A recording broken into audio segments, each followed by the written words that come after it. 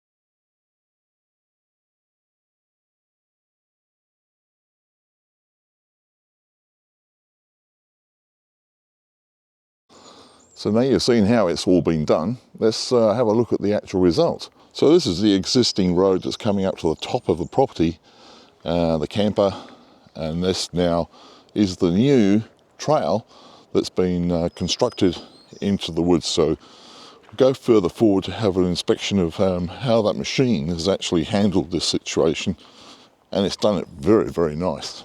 You can see over here there's some wood that he just threw onto the side, good for firewood, chop them up later, and some existing firewood that we know about over here, of course, that's another job in itself. And if we walk over here down the trail, it's clearly cut into the forest and made a very nice, at least 12, 15 foot wide trail. And those trees that were here have been discarded on the side here, of course. Again, more firewood. And the path is very, very walkable. Still wet, of course. Seeing at the end of May, it's still raining a lot. Takes a little bit of a turn here on to the right, all cleared. I can feel this is pretty damp here at the moment. It rained all day yesterday, but there's no rivulets or washing out of the ground, so it's looking pretty good at this stage. Another turn over to the left, and heading towards the flat area that's been cleared. To a point at least. We have some trees still standing there, and that's on by purpose. The skidster and the material and the machine that was doing this job can do, I think, most of the trees up to about 6 inches in diameter. But anything larger than that, it's got to use a chainsaw. So I'll probably fell these trees myself later. Just crossing this area here now, we can see the flattened out area, and just over here where those 3 trees are will be where the sawmill is going to be located, over that side. So in a few weeks' time, Dwayne and his company is going to organise some probably number 2 or number 1 type material that's going to be laid on top of this raw land. We'll probably put some weed barrier between that and the gravel that's going to be left on top of the trail, and also some gravel laid down over here where the sawmill is going to be placed. So more on that later. Another video is coming up straight away just on constructing the sawmill's base, but that's another video. You can see over here there's going to be quite a bit of levelling, but it's not steep enough so you can't have utility vehicles going up and down. Young Jeff and his machines made a real good job of this. It's very, very level, and he's cleared away a lot of trees that would have been a lot of work for us manually. Top job, Jeff. So I'll take a little stroll back up the trail here from whence we came, and you should be able to see just how far the camper is. It's probably around about 150 feet from here to where the camper is up this trail. It's relatively steep, but not steep enough for anything like tractors or utility vehicles come up. So we started off pretty well. What we have here now has given us a firm footing on making the land actually usable for our projects that are coming up in the next 2 or 3 months. As we say, the sawmill's the main aim for this season. I want to get that operational. Now we do know there's got to be building permits pulled at the town. We've got to do one for the sawmill construction. It makes sense. You want it to be solid and built properly so that it's not going to be falling around people's heads. Other than that, we're quite ecstatic with the outcome of this trail that's going down to the area that we're going to make all this happen. So stick with us, guys. I hope you enjoyed this video, and for next week's. Cheers.